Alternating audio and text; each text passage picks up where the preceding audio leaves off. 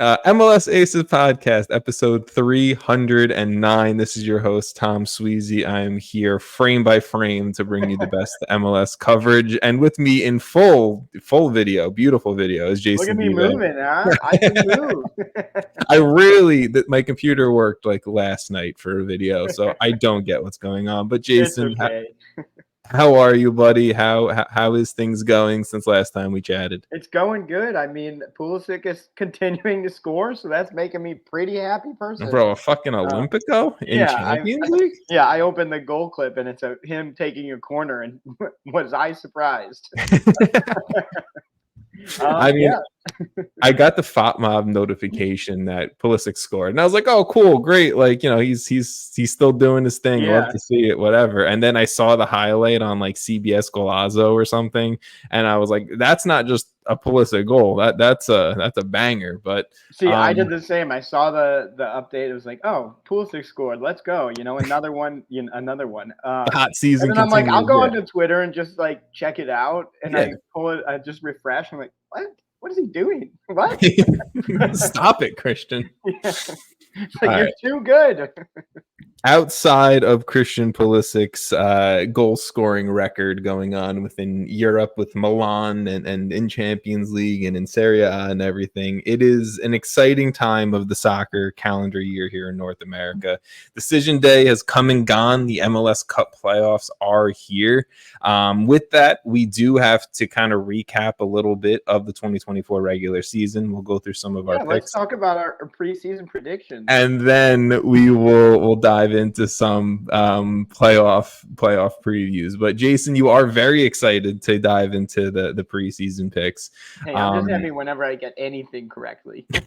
So if you guys listen to the podcast, watch it for the full season or whatnot, we did do a preview episode where we do keep track of where we picked every team to finish and whatnot. Pretty much, and awards and trophies. Exactly, and we'll get into all of that. But in the Eastern Conference, from the 5th seed all the way down to the 15th seed, Jason and I weren't even close on getting any team correct. It turns out Toronto, DC, and Charlotte were a lot better than we anticipated. Yeah, it turns out also Inter Miami wasn't a 5 or 6 seed like we both predicted. Also, but actually, like our bottom 10 to 15, I guess you have the Fire in there, but like, yeah, are all near or borderline playoffs teams. I mean, if we pick you to be bad, most likely you're going to be good. That's what it comes down to.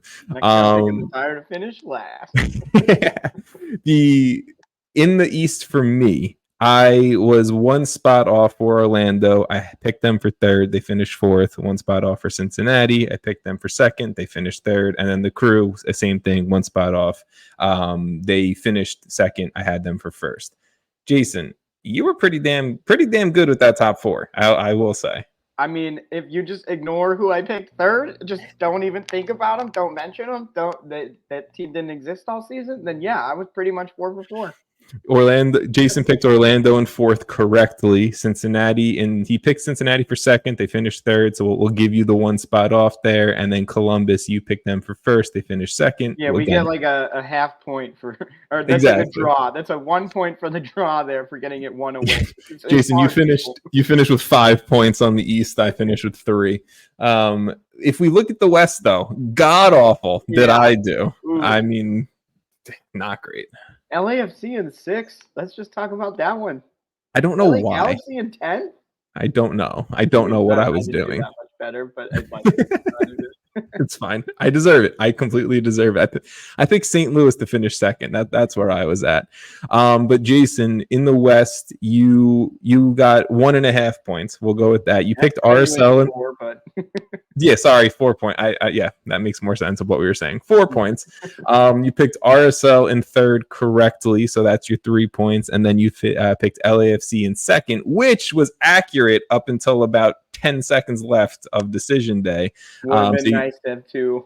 You got a point there, so you got LAFC with that 1 point, that one slot off finish, and RSL correctly. The only thing that I got even remotely right in the West was San Jose. I picked them for 13th. They actually finished 14th, so I don't even give myself. I get a point, but I don't want to give myself anything. Honestly, our Wests were so different. Even though we got pretty much all of the picks incorrect, like both. We had pretty different picks for most of them. Yeah, the East is way more similar for us than the West. I think Yeah. maybe because our teams are in the East, so I don't know. We were slightly more familiar with it, but We had like everything within a spot or two. But in the West, like you have the Galaxy in 10th. I have them in 7th, like 3 spots away. Yeah. Portland, we kind of have far. I'm trying to think. St. Louis, we have way away. You have them in 2nd. I had them in 8th. I remember it wasn't a horrible choice. No. But Colorado, I had in 12th, which is just Minnesota. We had low. Houston. Oh man, I'm surprised at the Houston pick. I mean, I don't remember what I was saying back then, but I'm surprised we both had them so low after what season they had. I guess we just didn't believe in Ben Olsen for 2 years in a row. I mean, that's probably what it came down to, but not that he's given us reason. I mean, now maybe he has, but then he hadn't. Exactly. Let's look at the trophy winners we picked. So you and I both got one of the finalists correct for CONCACAF Champions Cup, the Columbus Crew. We'll give ourselves a point each there. But you are the only one so far to pick a trophy correct. The Vancouver Whitecaps winning the Canadian Championship. So that you got 4 points. I got a point. We both still technically can pick up points. With our preseason MLS Cup picks. You have the Sounders, I have the Timbers, and I don't love the Sounders like placement. I was hoping for a little bit better, but yeah. I have a team in the play-in game for that, Jason. You know, I'm just not doing well. Yeah, not great for you, but still, you know, it is what it is. All right. And then on the award side of things, we'll talk about that once award winners get announced and everything. But so far, in looking at our preseason picks, not great. I'm just going to say it from both of us. Not great whatsoever. The MLS Aces Awards. I put articles out on the website for the our award winners, our best 11.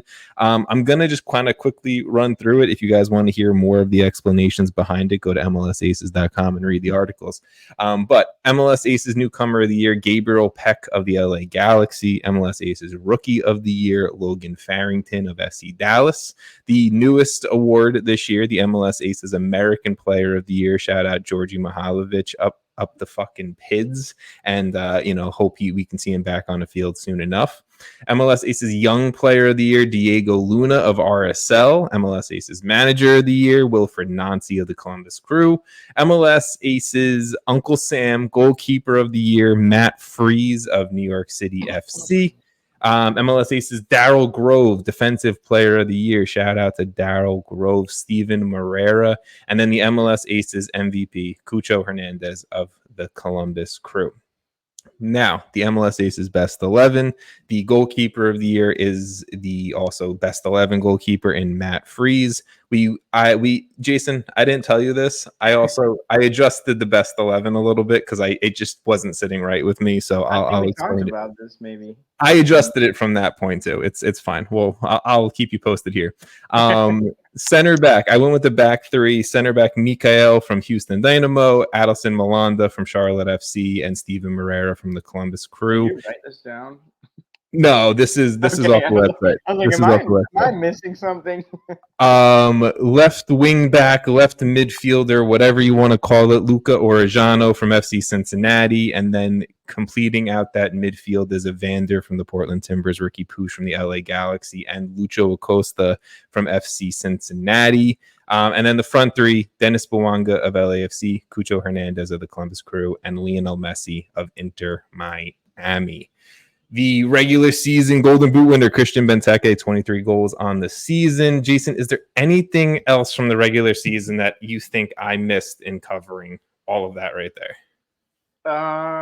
No. We didn't talk about like the actual awards, right?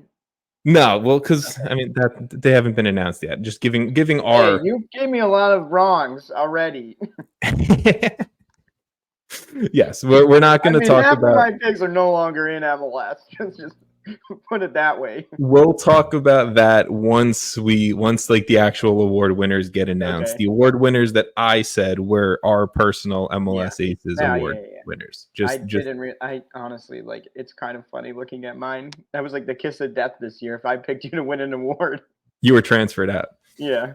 All right. So last week, Jason and I went through everything decision day, and decision day came and went, and it was an absolute clusterfuck like it normally is every single year. We saw the Galaxy secure their first place spot, then lose it in seconds, it felt like.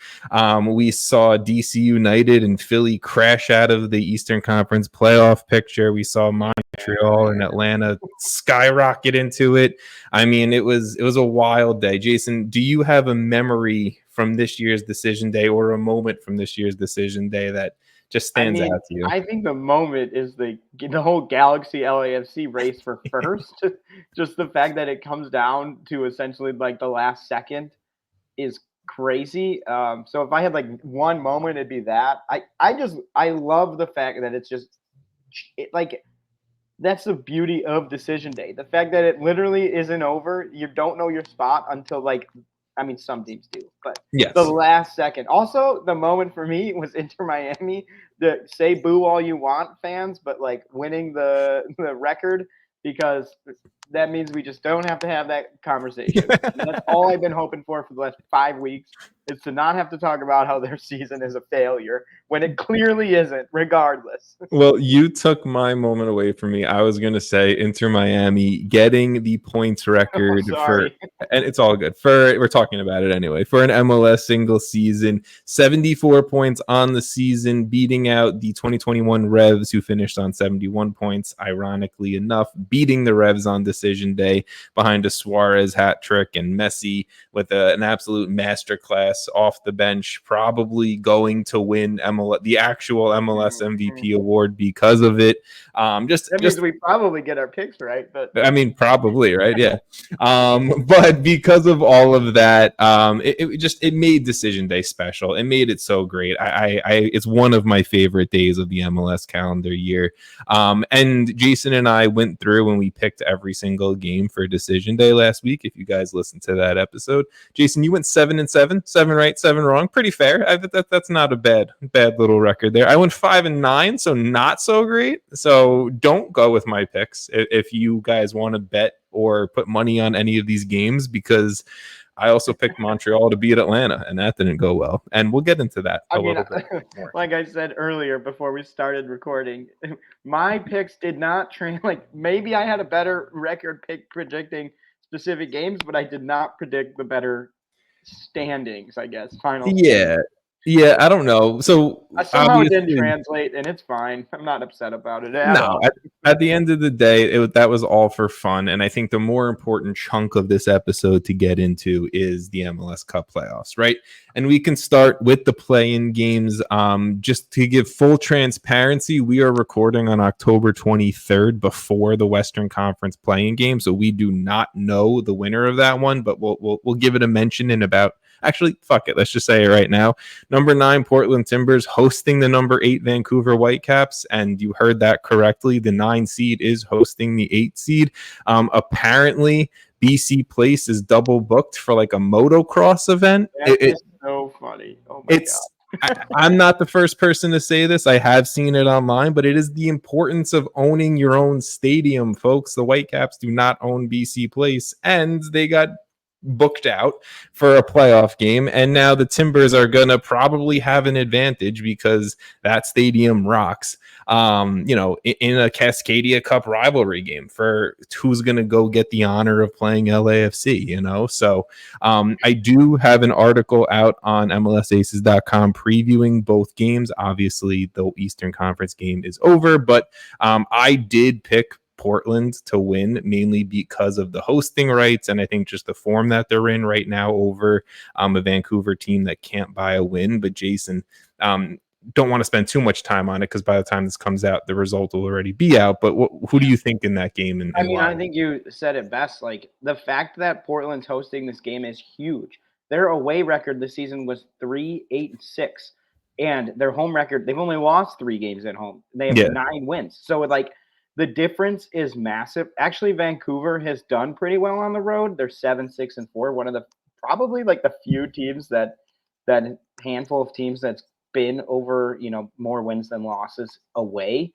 But the Portland Stadium, that whole thing playoff game. That's tough. Also, we know this team can score. Evander has been showing out all season. I think they're going to continue on. I think that honestly, them playing at home is massive advantage, and that's probably why I'll pick them. Yeah, I mean, and I don't think Vancouver's beaten a playoff team since July, so I think it's also just not great up in the northwest part of Canada, or I guess that's probably the southwest part of Canada, but whatever, you get it. In the Eastern Conference, that wild card matchup was last night. CF Montreal hosted Atlanta United. It was an interesting game. It was a lot of things going on that probably outside of this episode we won't remember much of afterwards, but a Josef Martinez brace against his old team, Brooks Lennon being pushed up into a right winger, and I was loving it, and he scored the opening goal, and then eventually comes down to Dax McCarty getting subbed on late. He's the first PK taker for Atlanta United. He scores his PK. Brad Guzan and Josef Martinez are chirping at each other. They're hugging after the game. It was a lot of just things going on for an MLS Cup playoff game that I think just makes MLS just fun and what MLS is. But Jason, Atlanta United winning on PKs after a 2-2 regulation game. I don't know. Any thoughts around that game? I really don't. I mean, the only thoughts of that, more. Like regardless of who won that game, I guess I feel less confident with them going into the Inter Miami matchup. So, I mean, that might be my only thought is just like, congrats. Like now you get to go lose. Yeah. And I mean, look, we can roll that straight into the best of 3 series games and kind of talking about that. But I was upset that we were potentially going to see Dax McCarty's last game up in Montreal. And, it would have been fitting if his final kick in Major League Soccer was a PK goal and just, a nice little special way for an MLS legend to go out. But now he gets to go out facing Lionel Messi and Inter Miami, and I'm sure that's going to be a special moment for him. He gets to go out in the playoffs. Not many. Exactly. That's interesting. That's nice. I think I'm all on the Dax train for Atlanta. I have no rooting interest in Atlanta except for Dax McCarty, and that's where I'm at. But let's talk about the best of 3 series. So every single team, 1 is going to play, the winner of the playing games. 2 plays 7, 3 plays 6, 4 plays 5. There are going to be no ties in any of these games. In aggregate does not matter. It's going to be the first club to win 2 games within the series wins. So let's say one team wins the first 2 games. There's no third game. That's pretty much what it's going to come down to. It's the same thing as last year's format, if you guys remember. And Jason, I think we should start in the Eastern Conference. Let's start with that number 9 Atlanta United team that is going to go on the road to Inter Miami for game 1. I mean, is it just the fact of Miami is just going to be the team that eliminates Atlanta instead of Montreal or anything like that?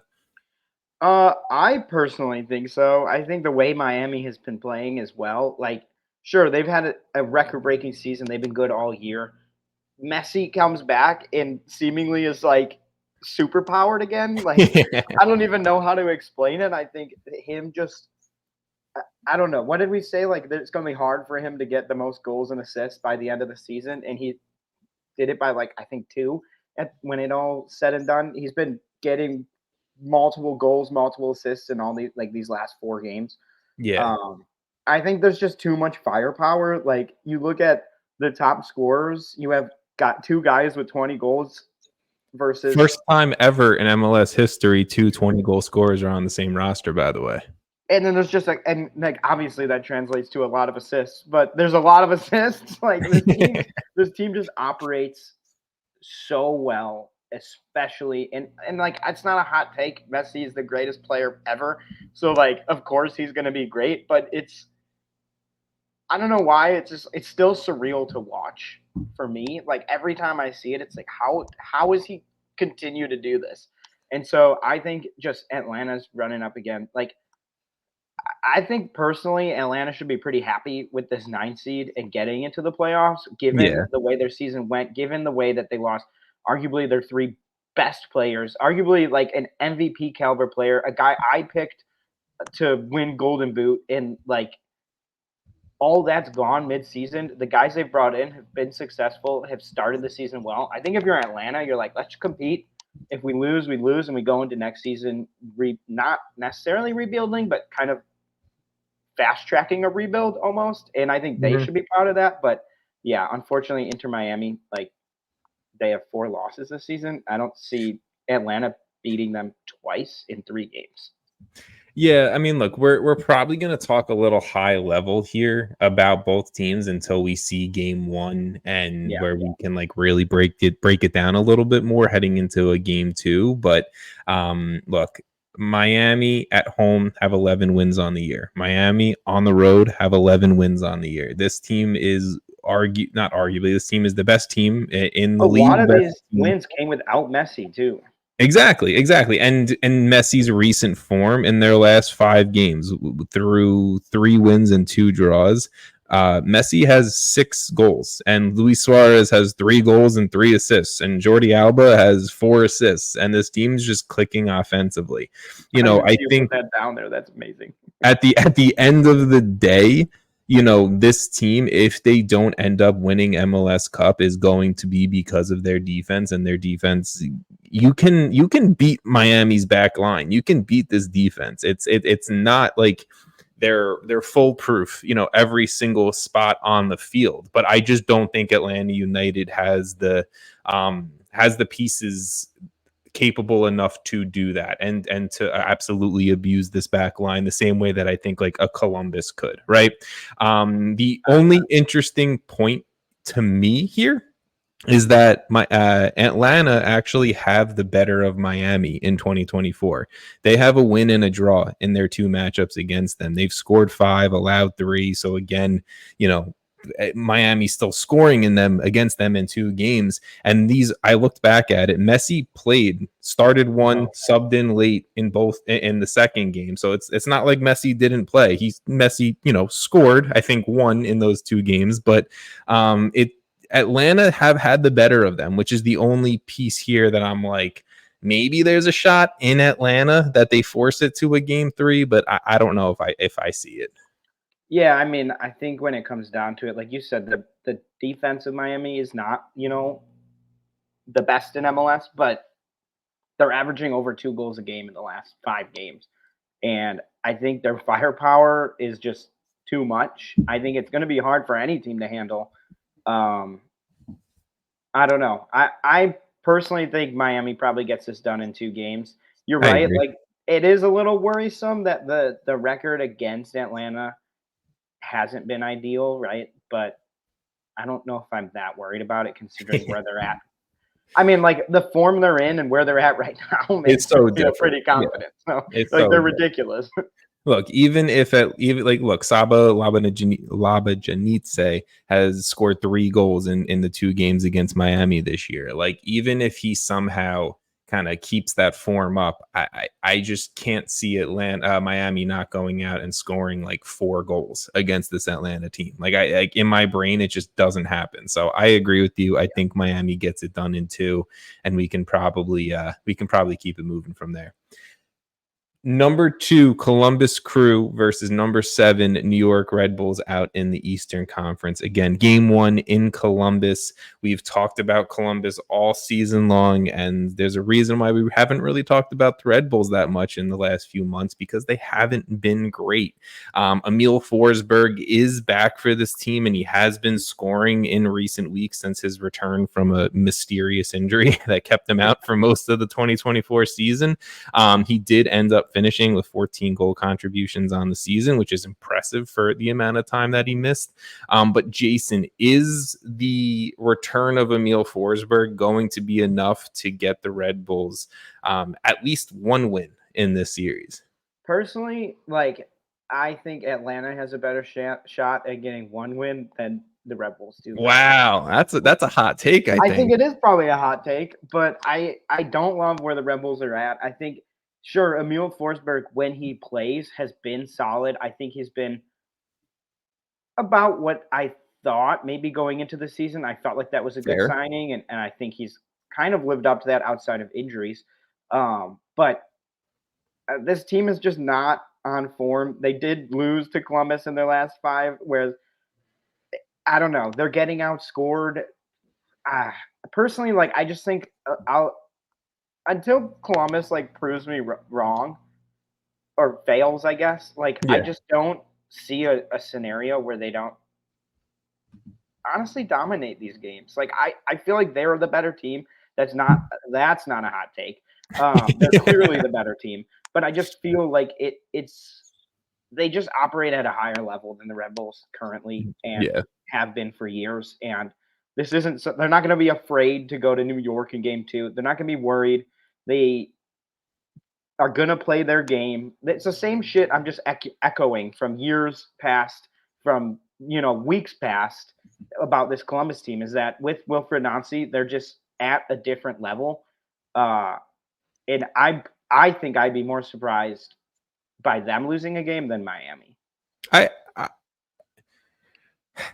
I disagree with that. The only reason why I say that I think Red Bulls have a better shot at winning. I don't think either Atlanta or Red Bulls win a game. I think I think so as well. I think they both go 2-0. Miami and Columbus win 2-0. But the only reason why I give the Red Bulls a shout is Emil Forsberg and just the way the Red Bulls play. Like, yes, decision day was a 3-2 win for Columbus over the Red Bulls, and now you're going to potentially go play 3 more games against this team. And I know the decision day game was a Columbus B team, and Columbus still won 3-2. But I just think Forsberg maybe gives the Red Bulls enough to squeeze out a win, to squeeze out a draw in regulation, go to PKs and just be a little lucky. He's been in form. He has 3 goals in their last 5. Forsberg has scored the only goals for the Red Bulls against Columbus in 2024. But in saying all of that, the Red Bulls have allowed 13 goals in their last 5 games. Columbus has scored 14 in their last 5 games. Cucho's hot. Dylan Shambost has 4 assists in his last 5. Like, this team is just getting production from all over the field. Like I said, the B team just beat this Red Bulls team on decision day. I'm gonna just keep it pretty simple and say I think Columbus takes it in 2. I don't know. I think there's gonna be a lot of goals, but it's hard to beat a team 4 teams in a row, which is what Columbus is gonna have to do, considering they're already 2-0 on them. But I just think Columbus, especially with the fact that they beat that B team, is just like they're just better. Like, they won with their B team, and now they have to go play. The Rebels have to go play them with a much stronger 11 now, and a very confident, 18, 20 players on Columbus. Like, everyone on that team, I think, can come in and be impactful. And I think you've seen it. I think the system is impactful that's set up. So I don't know. I like that's why I think Atlanta getting a win is I guess higher percent chance. But you said, I don't think it really matters because I think both teams will go 2-0. So I'm just making arguments for fun. But look, we have to play devil's advocate a little bit on here. But I forgot to, I guess, officially announce our picks for the series. We're both going Miami. We're both going Columbus. I don't think that's too shocking. But are you going to put down? We don't need to put down the actual 2-1 or 2-0. No. Just who's winning the series. I'm not getting that crazy with it this year. All right, we're the same so far. Exactly. Shocker. The easiest two to pick and talk about. All right, let's get into it. This is where the series and the picks, I think, can start to get a little spicy. But number 3 FC Cincinnati versus number 6 New York City FC. Game 1 is going to be out in Cincinnati. This is, I personally think, going to be one of the better series. These teams have played 3 times against each other in 2024 already. Cincinnati does have the overall record on the season, 2 wins and a loss against New York City this year. Lucho Acosta has been hot against New York City. Corey Baird, for how little production he's put forth in 2024, has produced a lot against New York City. But on the flip side, Santi Rodriguez and Maxi Morales have absolutely, had field days against Cincinnati there. New York City has been scoring a ton in recent. Cincinnati, they've been allowing a lot. Cincinnati's been struggling. 3 losses in their last 5. New York City with 3 wins in their last 5. And that includes a New York City win within the last over Cincinnati within the last 5 games. I don't know, Jason. I'm torn here. I want to go with my where my heart is bleeding blue, but Cincinnati does scare me. I just have a quick question before they played 3 times this year. Am I missing that? Was that Leagues Cup and then two okay. MLS matches? Because I was looking at the form guide because I wanted to see like they lost. So NYCFC lost to Cincinnati in week 5, right? Yes. They just beat them in the third to whatever week that is. Yeah, they beat them late in the season. New York City beat them late in the season. Cincinnati beat New York City early in the season, and then there was a Leagues Cup loss in there as well. And New York City's been very, I would say, streaky this year, where they've gone 100%. From not so great start to a pretty amazing center of the season to a pretty horrible like mid to back half, and then they've started to do well again. And I think if you're looking at form, I personally think. That's not crazy. Like form, obviously NYCFC's in better form. Like we've talked about Cincinnati for weeks now as being a bit down. They did get the win versus Philly, which I personally didn't think was going to happen, but that I think is a great win to kick off, going into the playoffs. This is going to be. I'm personally going to pick NYCFC. I think in their 3 matchups, these games were close with 5 goals for New York and 7 goals for Cincinnati. They were tight games. NYCFC did I always say NYCFC, even though they don't even call them that anymore. They want to be known as New York City FC, but yeah, just NYCFC. You can't teach a dog new tricks or whatever. No, that's not the saying. Whatever. The difference in goals for and goals against in the last 5 games are kind of what does it to me.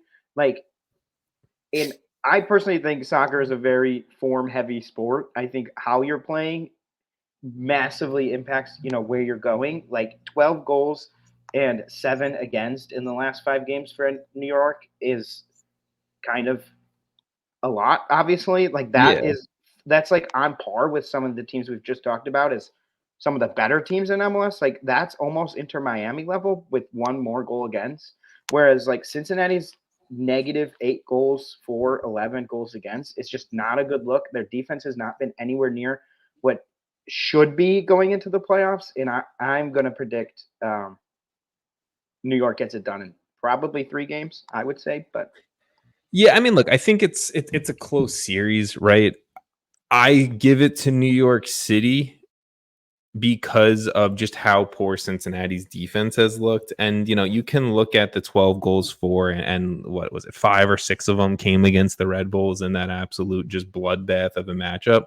Red Bulls is a playoff team, though. They are technically, I guess, but I just think you whatever. They face Columbus. I think the poor form game wise, right? Like, yes, Cincinnati, they beat Philly, they drew Nashville. Great. Both those teams aren't in the playoffs, and their 3 losses in their last 5 are to Orlando, New York City, and LAFC, all playoff teams. They've been allowing goals in bunches. Santi Rodriguez and Maxi Morales, they have the history this season of producing against Cincinnati. In the last 5 games, both of those guys are producing at high levels. You're looking at 8 goal contributions from them in the last 5. I think, and I hope, right, that production kind of keeps up. They can feed Alonso Martinez. Alonso Martinez can kind of stretch out Awazium and Teenage Hadebe and Ian Murphy because they've looked shaky on that back line, where Miles Robinson looks like the only capable defender for Cincinnati right now. You're not seeing the same level of production from Obi Nwodo. Luca Orejano and Lucho Acosta seem to be the only ones actually trying to win a game for Cincinnati. So overall in a series, I'm going to go New York City. And I also agree with you, Jason. I think it comes down to 3 games because, look, Lucho is still Lucho. He's the reigning MVP. The dude's one of the best players in the league. Orejano has been sick this year. There's a reason why he made our best 11, and there's a chance that he makes the league's best 11. Cincinnati are still a good team. It's just their back line worries me. And it's the same issues we're going to talk about from Cincinnati in the 2023 MLS Cup playoffs. Center back injuries have almost killed this season. If Miles Robinson was paired with Matt Miazga, with what Miazga was producing to start 2024, this team potentially is in the supporter shield race, but they fell off, and this is where they're at. Yeah, I mean, I think it's also like they were managing these injuries so well. Yeah. But if you look at like where their season's gone, they have 11 losses on the season, 5 draws. 9 losses and 2 draws came in the last 13 weeks or 14 weeks. So that's just like pretty telling to where their season went. Like they were on track to be potentially challenging Inter Miami for the supporter shield. Obviously, Inter Miami set the record, blah, blah, blah. But like this isn't a team that's just like bad. It's just, I think at this point, the injuries caught up to them and it's not looking good going into the playoffs. Yeah. Also, like it, again, with the form that New York is in, they've pretty much only played playoff teams in the last 5 games, 4 definite ones, and Montreal, who was a playing team. Ironically, they only lost to the play-in team. So like those are massive wins. Oh, I guess Nashville. I'm stupid. But yes. My point stands. They've played much harder competition in the last 5 weeks.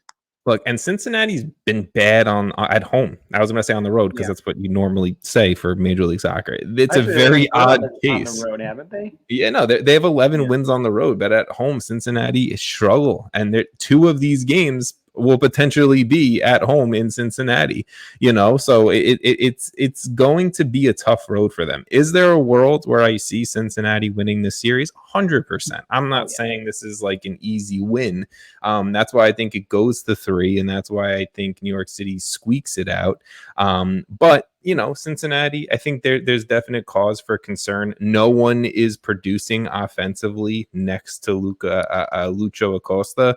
Luca Orejano, they've kind of had to bounce him around the field, and I feel like that's hurt his production. Same thing with Yuya Kubo. After his hot start to 2024, he's kind of fallen off, and he was the only one really scoring next to Lucho. Giacchini hasn't been that piece since they brought him in. Kevin Kelsey hasn't been that piece. So I think the lack of anyone else but Lucho and the defensive struggles just have some cause for concern here for Cincinnati to advance. But let's move forward. Number 4 in the Eastern Conference, Orlando City versus number 5, Charlotte FC. Game 1 going to be in Orlando. This might be the best matchup in the Eastern Conference, if you ask me. Orlando City. Ooh, I maybe disagree, but we'll get into that in a little bit. But Orlando City, they got the final home playoff spot on decision day. Even though they lost to Atlanta, New York City lost, and that secured Orlando City spot at number 4 there. Jason, I mean, this is two teams that are in form, 2 teams that have a lot of offensive weapons, scoring a ton lately, 2 teams that, I'm going to say maybe not the recent form, but I would say mostly overall, I like their defenses as well. This is a lot of fun to me, this matchup. I don't know. What are your just high-level thoughts about it? I mean, I think from the very beginning, we've both been pretty high on Orlando, a little bit less so on Charlotte, but I was very down on Charlotte at the beginning of the season. I like Charlotte as a dark horse, just period. But I mean, I think they've improved significantly. I think what they've been able to do over the course of the season. Actually, you could almost have the same argument about both these teams because Orlando got off to such a bad start that I feel like where they're at now is so far past like where they were. Right? Yeah. I feel like we were talking about Pereira getting fired. At one point, 10 weeks in or whatever. Yeah. It was just a horrible start. I think they've really gotten a ton of production out of Facundo Torres as he's kind of settled into the season. And as it's gone, I think there's like a point where he was just scoring. It felt like in every single game. It was, you know what, with Facundo, it was after he didn't get the Uruguay Copa America national team call up. Like, after that point, like, that lit a fire under his ass, and he's been on fire since then. And I mean, I've always been high on Pedro Gaisi, but like, I don't know if he's been in the best form.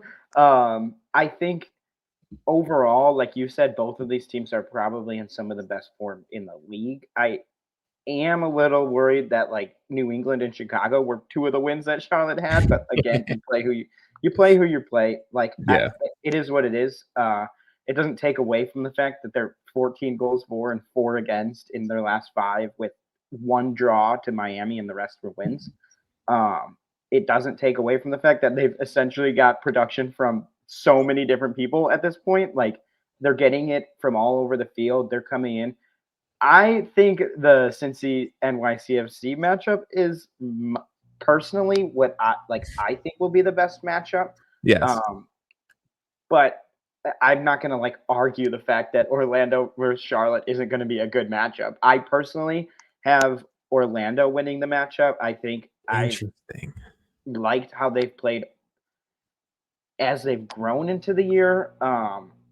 There was a point where I was a little like very concerned about this team, but where they've come since then, or you know how far they've come since then, has been really good to see. I mean, look, their last second half of the season has been incredible. I mean, they have pretty much all but like 4 of their total wins have come in the last, 15 weeks, 16 weeks. So that just makes me feel good about where their team is at, where their kind of heads are at. Whereas outside of the last 5 games for Charlotte, it hasn't been as good, prior to that. Like, sure, we like to look at the last 5 games in form.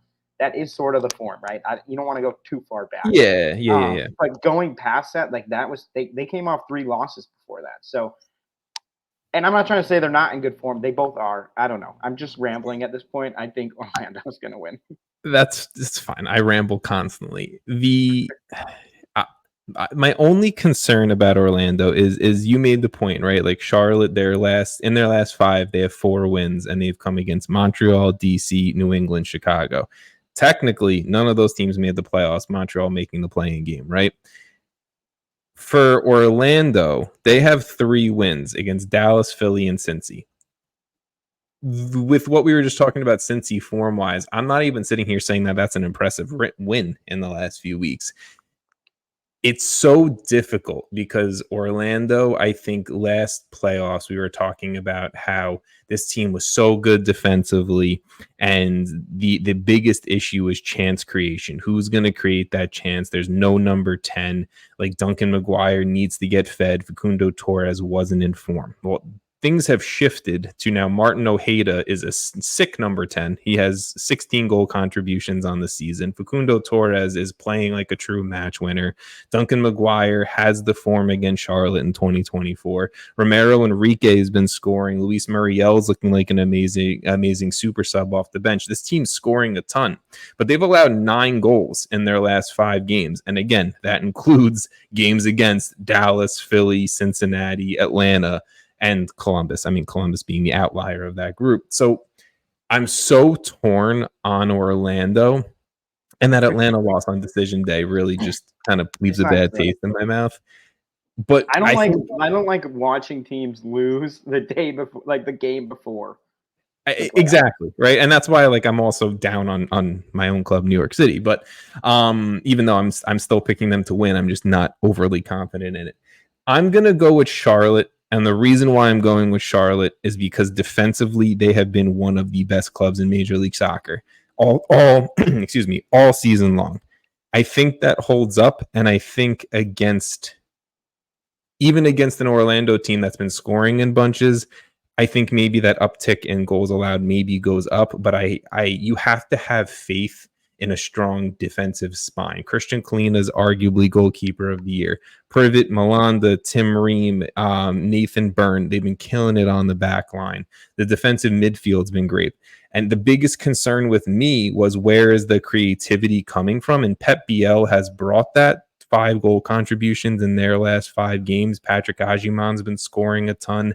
He has 15 goal contributions on the year. Karol Swiderski has been scoring as well. You know, he's had 4 goals and 2 assists in their last 4 of his 6 goals in the last 5 games. He's picked it up, and it's the perfect time of the year for it to pick up. So I'm gonna go with Charlotte getting the win.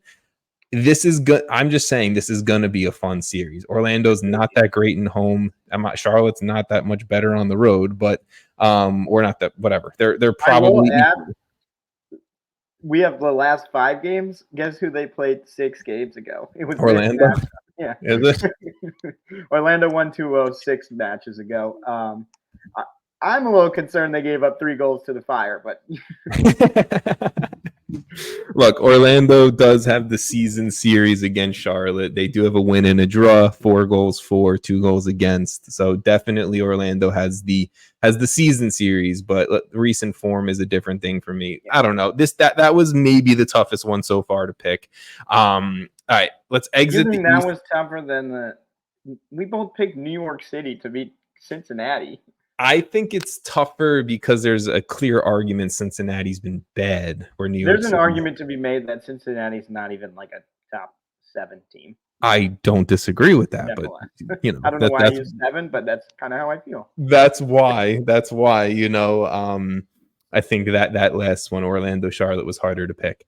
Let's go to the Western Conference, Jason. We don't know who is going to be facing the number 1 seeded LAFC. I do have the notes down here for if it was Vancouver or Portland to move on. I think we both predicted Portland. We both are picking Portland. Right? Yeah, exactly. But in the real life world, I don't know who it's actually going to be. But either way, historically, this season and the last few seasons, Vancouver against LAFC in knockout competitions, not fucking great. Just in general, in any competition. I mean, period. Yeah, Vancouver. In recent form, not great. 4 losses in their last 5. Portland, they have 4 draws in their last 5. Yes, they're scoring, or they've scored in bunches all season long, but they can't defend for anything. And LAFC's super hot, 5 wins in their last 5. Do you give Vancouver or Portland, whoever you think it is, whoever it actually is, do you give them a shot to make it past 2 games in this? No, I don't. I think, like you said, the history here that I don't know. I personally think LAFC is just at a different level. I had that whatever monologue about the Galaxy holding on to first, and they just once I bought in, they just kicked me to the curb. But yeah, this LAFC team is just so strong. Like you said, 5 wins in their last 5. They've been killing it. Both of these teams they're going up against, I'm worried for their defense, right? Like I think that whoever's playing this LAFC team is going to get scored on a lot. I think if any team can maybe try to match that scoring, it might be Portland, I think Portland's going to be in this game. But either way, I don't think either can beat LAFC. I mean, right? Portland, I would be. I guess if you're talking the 1-8, 1-9 matchups, I guess I'm probably more confident in one of these teams. I'm probably less confident. You were trying to talk yourself into it so much. I was trying to, and then I looked at it. I was like, no, yeah, I'm less confident. I think Atlanta probably has a better shot at getting a win than these two. The pure reason why I would pick LAFC over either of these teams is Dennis Bouanga. Finished with 31 goal contributions on the season. Bouanga against Vancouver has 4 assists on the year. Bouanga hasn't really done the same level of production against Portland, but at the end of the day, in his last 5 games, he has 3 goals and an assist. David Martinez has been an out of nowhere recent addition to the LAFC lineup, and he's been killing it lately. Like they just have so much depth. They're just so talented. They've been here before. They know how to get it done. LAFC's not losing to whoever. So there goes my potential MLS Cup pick in the Portland Timbers. But we actually have all but one series predicted the same. Well, let's see if this continues. Number 2, LA Galaxy. Where's it going here? Number 2, LA Galaxy versus number 7, Colorado Rapids. Game 1 is going to be out in LA. The major piece of news here, I think, for this series is Djordje Mihailovic, right? Decision day. It was a tough scene. He goes down. He rolls his ankle completely. He has to get stretchered off the field. It looks like he's crying as he gets stretched off the field. That's on top of Zach Steffen was out of the decision day game as well due to injury. It looks like Steffen and Cole Bassett, who I think who has picked up a little bit of a knock, they were both training today. I was following some of their media on social media earlier today. Djordje Mihailovic was not training. He was not in a boot, nothing like that. So maybe there's a chance he plays in game 2, but at what level? I mean, Jason, I don't know. I feel like without Djordje, no offense to this Colorado Rapids team that does have a lot of pieces to it, I don't know if there's any hope for them. Yeah, I mean, this Colorado Rapids team was really fun to watch this season. I think they end up coming up short here. It's kind of unfortunate that Mihailovic is going to miss at least one of these games because, of course, like losing their arguably probably their best player, their biggest, provider, I guess. I don't know, creator. Everything. Hurts them so much. Like, I just don't see them getting I don't know. I think the Galaxy, I'm going to roll with them. Similar things I said last week, even though they betrayed me. I feel like they're just so good. They have so much production. They can score from seemingly any player at this point. Like, just anyone in that top, 4 to 5 players up the field is a threat to score at any moment. And so, without Mihailovic, I don't see them with much of a chance, which is unfortunate because I think this could have been a good series. Yeah, I mean, look, the 2 players on this LA Galaxy roster that I feel like you can make an argument for MLS Best 11 is Ricky Puig and Gabriel Peck, right? Yeah. Both of them have produced at high levels against Colorado this season. Peck with 4 goal contributions in 2 games, Puig with 3 goal contributions in 2 games. And in their last 5 games, both of those guys are balling. Peck with 8 goal contributions in the last 5, Puig with 5 goal contributions in the last 5. The defense is allowing a bunch of goals, 9 goals allowed in the last 5, but it's the Galaxy. They're used to that, man. That's been that way all season. We just outscore the amount of goals we let up, and that's the Galaxy formula in 2024, right? They do have 3 wins in their last 5, not against the best competition in the Revs, Philly, and Red Bulls. They did lose to Miami in that time, drew DC. Colorado Rapids, 4 losses in their last 5. That does include a loss to the Galaxy as well in there. So I just don't see it, especially if Djordje misses a game, which it most likely he will. I don't see the Rapids. 5 goals in their last 5. Like, if you're going to beat the Galaxy, you need to score a lot of goals. And you need to take advantage, Yeah, in that, it just doesn't bode well. Like, they're just not in goal-scoring form right now. There's a reason this team was, like, almost a 3 seed. It is now a 7 seed, okay? Like, it's just really kind of the wheels fell off a little too quickly there at the end. But yeah. Unless we get a Kevin Cabral revenge game at some point in the series, then I don't think the Rapids make it out. I like this Rapids team. It's just unfortunate that like the way this played out and the way their season kind of tailed off a little bit. Yeah, bro. It's sad. 2025 is going to be fun for the Rapids. I mean, Rafael Navajo, he gets the official move on a DP deal this year. 15 goals, 20 goal contributions on the season. He's killing it up top. Cole Bassett, I think, has an argument for like if we did NBA style multiple best 11 teams, he would be like second team all MLS in my eyes. Mihailovic is there, a full season of Reggie Cannon and a healthy Sam Vines and Zach Steffen. This team's a lot of fun. You put like a dynamic winger on this team. The Rapids are a good team. Don't get me wrong whatsoever. I just think the injuries at this point are a killer. Even if Steffen and Bassett they play, which I think they will. I can't see a world where they do the upset in this one.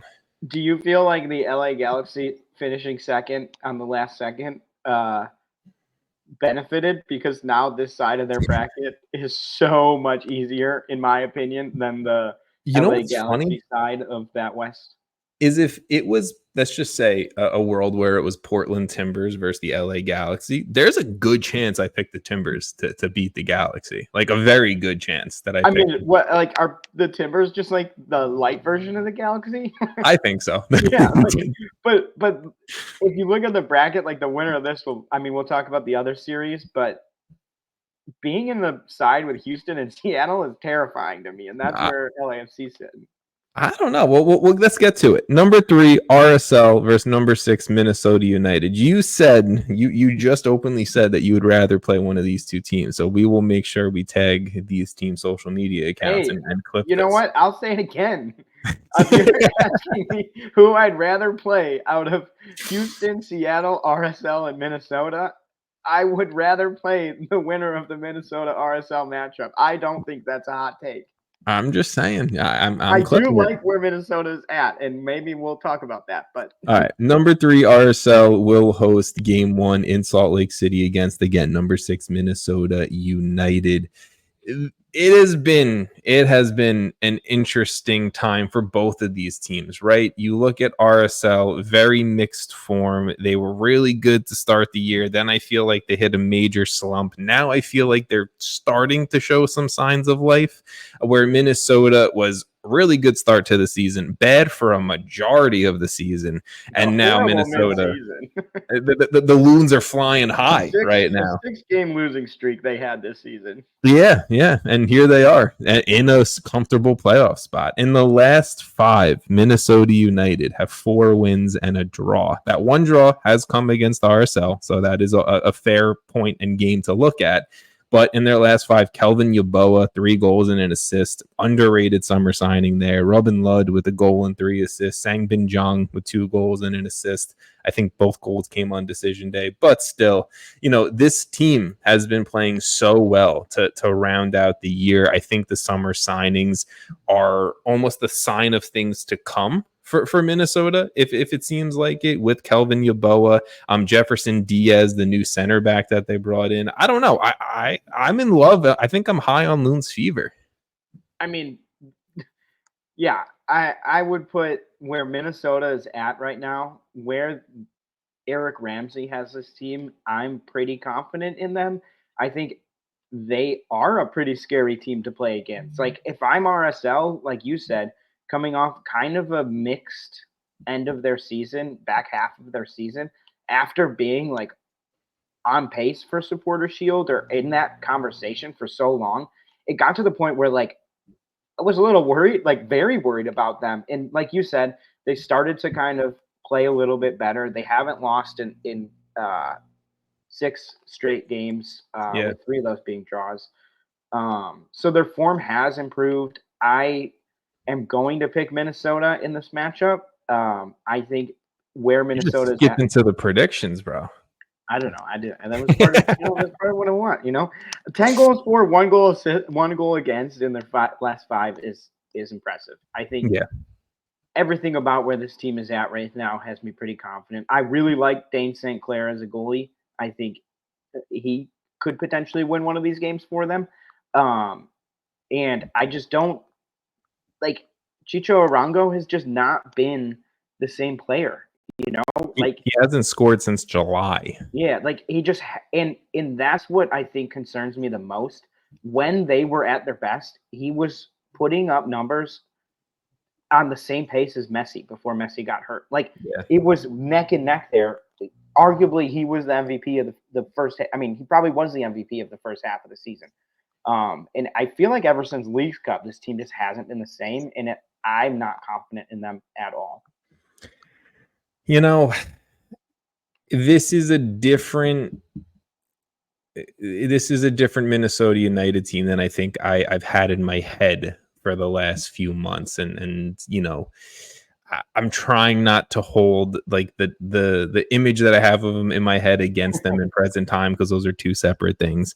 But there's part of me that's like Chicho Arango I feel like if he just sniffs one, if he just gets one opportunity at a real good goal scoring chance in a 3-game series against Minnesota, he's going off again. Diego Luna has been very good the last 5 games, 3 goals in the last 5 games for RSL. He has been the sign of life for this RSL team.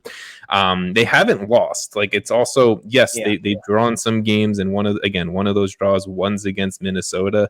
They did beat up on San Jose and Vancouver, so there's also some points there to look at. But I don't know. There's something about RSL just being able to get the job done that at the end of the year, even through the struggles, they finished 3rd in the West. I'm going RSL in this series. I think this is where we're going to have a little bit of that difference of opinion. Yeah, I mean, I think if you were to ask me which team I think is the better team or more talented, I probably would pick RSL. I just think where we're at in the season, I'm not that confident picking them. And I'm saying it like I'm like 100% Minnesota's going to win. That's not how I feel at all. I think this is going to be a good series. I think it'll be tighter than, like, I guess in the other series, I picked the 16 both. But whatever. I think it's going to be a tight series. I just personally think where Minnesota is at, I'm feeling pretty good about where they're going. I think what they've been able to do is, I don't know, impressed me. Look, I'm a big dude on like vibes and form, and like a lot of that goes a long way with me. 100%. I think it's also a big thing in just soccer in general. I agree, but I'm also going to look at the fact that RSL has won 11 games at home. 2 of these games are going to be played in Salt Lake. Salt Lake's not an easy place to go travel and play to. And, you know, at the end of the day, RSL not great on the road in terms of 5 wins on the season. Minnesota pretty equal at home and away. There's a chance RSL gets this done in 2 games with a home win where they've dominated all season long, and Minnesota having only 7 wins at home on the season, that has a little cause for concern. I'm not saying it's going to happen, but I can see a world RSL wins this 2 games, moves on to the next series, and you know, we'll take it from there. There's also a chance that just the home games matter a lot in this series, right? Yeah. There's a chance that RSL just wins purely because they have 2 of these games at home. Bro, home games which is matter. Like why you play the whole season, right? Home games matter more, and I understand. I went with this in terms of Cincinnati losing to New York City as a 3-6, right? But you know, Cincinnati. Yeah, but that's another point of like they're almost better on the road.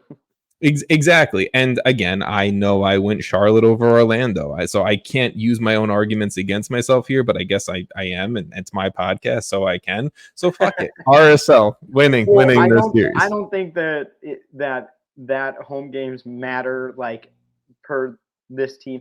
I think that actually varies from series to series and team to team. Like, I think agreed. It could matter more, like you're saying, the Cincinnati game. I don't think where they're playing matters as much as probably this series, or I don't know, the Galaxies. I don't know. Like, you could probably pick a different series that home games matter a lot more. Whereas like the Cincinnati game, we've talked about it for a long time now. Like, they actually have a great away record and a pretty horrible home record. Like, if you were to just look at those 2 records cover up what they stood for, I think you would probably pick the opposite, right? Like, exactly. Yeah. And I think that's telling. So I don't know. And look, that bucks the trend for what we normally see, which is why I think it's significant. Yeah. It's so weird to pick at times too, for sure. All right, let's get into the final series of the MLS Cup playoffs. And I love this series. This is, I was gonna say, maybe best series in the playoffs, round 1 period. Number 4, Seattle Sounders versus number 5, Houston Dynamo. Game 1 is going to be in Seattle. I mean, the games between these teams all season long have been fun. Seattle holds the record, a win and a draw in those 2 games, 3 goals for, 2 goals against. Paul Rothrock, Paulie Primetime, has a brace or whatever, 2 goals across the 2 games. He has been the highest, production player for Seattle against this Houston team. And he's been producing all season long quietly, where Pedro de la Vega has been injured and out. Albert Rusnak, Jordan Morris been producing all season long. They've been producing in their last 5 games. They've been hot. Seattle have beaten Houston in their last 5 games. They're undefeated in that time as well. Jason, tell me a world where Seattle doesn't move past the Houston Dynamo. I don't know if I can, honestly. And I love this series because I think both of these teams are really good. I think part of me is a little sad that this is how it played out because I want both of these teams in the next round. I think both of them have the talent to be in the next round. I think that's what makes this series so fun. But Seattle has just been, for this whole second half of the season, they've just felt like that classic Seattle, let's flip the switch kind of thing. And I think there's a few teams that get that luxury. And I think Seattle, having proven time and again that they're able to just somehow take their season, and whether it's a bad season or mid-season, and turn that into something great. And that's what they've done here. The fact that they've gotten this 4th spot is impressive. Obviously, we talked about the last 5 games a lot, but just if you look at their form in the last 15 games, 20 games, they've lost twice in the last – I'm not going to count all these weeks, but they've lost twice since what is that, June? Mid-June? Yeah. That's impressive as hell to me. I think especially with some of the teams they've had to play in that stretch, I don't know. I don't know if I can tell you a world where Seattle loses. I think it's possible. I think at the end of the day, this Houston team is still really talented. Hector Herrera being just active is a massive boom for them. I think we talked about that a little bit last week. It helps Coco Carrasquilla move up the field. I think everything about this team is fun, and it makes me sad that this is the first matchup, but I love it, right? I think there's just so much to talk about here because of where these teams are at. Sure, the form of the last 5 games doesn't worry me as much for Houston as it does I think Hector Herrera missed a few of those games, but overall, Seattle's just flipped that switch, it seems like, and they're scary to me. Also, I can't pick against the team I predicted to win the cup. That is also fair. That's very fair. Part of me in my brain as you were talking was trying to come up with something so I could be like, actually, the Houston, and I'm trying. I really am Houston Dynamo fans. I think the return of Hector Herrera is huge because that pushes Coco Carrasquilla back up the field and gives them a legitimate opposite, an offensive threat opposite of Ibrahim Aliou, and gives maybe Amin Bassi a little bit of help, and Ezekiel Ponce and all of that. But my biggest concern, even if this team is able to control a midfield, even if the Houston Dynamo are able to control a midfield more with Hector Herrera and Artur there and everything like that, is at the end of the day, where is that offensive production coming from? Ezekiel Ponce has scored 2 goals in Houston's last 5 games, but he has not hit. And to be fair, it's only 5 been goals total in the last 5 for them.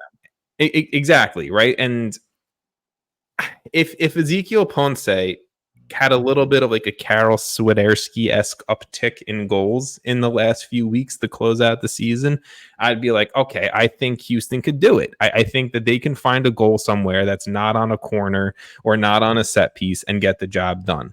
But at the end of the day, where Houston has really good center backs and Mikhail and Eric Sviatchenko, and I think they're defensively a very good team. Seattle has Jackson Reagan, Ymar. They have Stefan Frey in net. Joao Paulo should be back healthy. I know Obed Vargas is going to miss the first game due to a red card suspension, but ultimately I think across a 3-game series, and I do think the series goes 3 games, I think Seattle takes it. And it's very difficult for me to say that because I really want to see Houston do it, because I really like the way Houston plays, but I think Seattle just has that little bit more in talent to get the job done. They also have a little bit more in terms of can this guy just win you the game on a exactly one touch, And I think they have that more than Houston does. I think sure Houston has some great guys on that team, but I think Seattle just has the ability to hit you in the mouth a little bit. And I don't know if Houston does. Yeah, I think that's fair. Look, I think Hector Herrera is a reason.